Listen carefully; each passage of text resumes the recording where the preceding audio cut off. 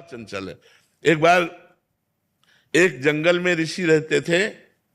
प्रभुदत्त ब्रह्मचारी जी की वाणी से कथा है।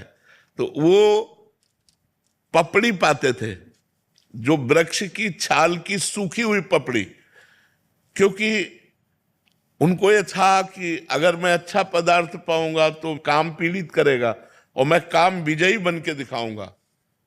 तो 12 वर्ष उन्होंने वृक्ष के सूखी और कठिन भजन किया।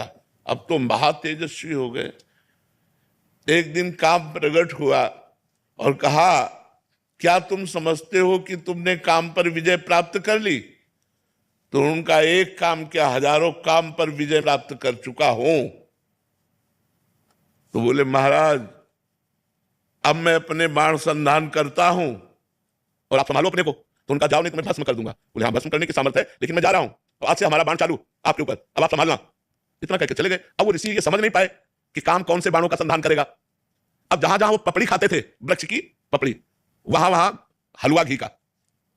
ऋषि ने जब देखा कि वृक्षों के जितने वृक्ष उस जंगल में, सब में हलवा लगा हुआ, तो उनका, मेरे तप से भयभीत होकर वृक्ष, हमें लगता है कोई स्वादिष्ट पदार्थ देने लगे। अब वो खाने लगे।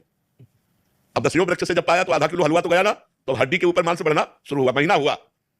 एक दिन छम छम छम छम पायल करती हुई और एक कटोरा लिए हुए, जे ही देखा ऋषि आ रहे तो ऐसे हलवा लगा के भाग। उनका, ए खड़ी हो जाओ, तुम कौन हो?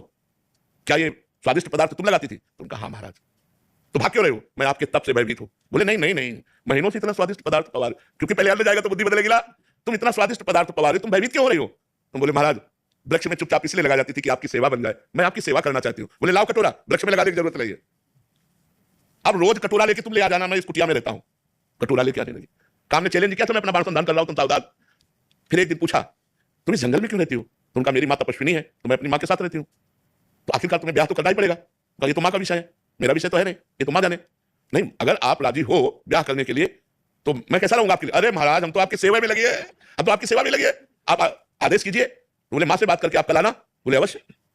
दूसरे दिन पधारी, महाराज मैं निराश हूं, ब्याह नहीं हो सकता। बोले, क्यों? निराशा क्यों? बोले, मां ने एक शर्त रखी है कि अपना मुंह काला करके मुझे पीठ में बैठाल कर और अपनी कुटिया से और मेरी मां की कुटिया तक आपको घुटनों के बल चलना पड़ेगा, मैं आपकी पीठ में, और ऐसा मैं आपसे करवाना नहीं चाहती। तो उनका, अगर संध्या काल में काम हो जाए तो?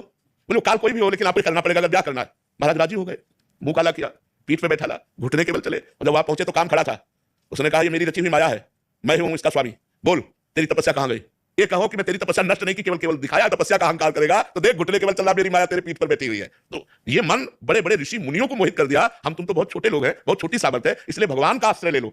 सीम की चाप सके को तासु, बड़ रखवार रमापति दासु। भगवान जिसकी रक्षा करते हैं वही अपनी धर्म से, पवित्रता से चल सकता है। इसलिए नाम जप करो और भगवान के आश्रित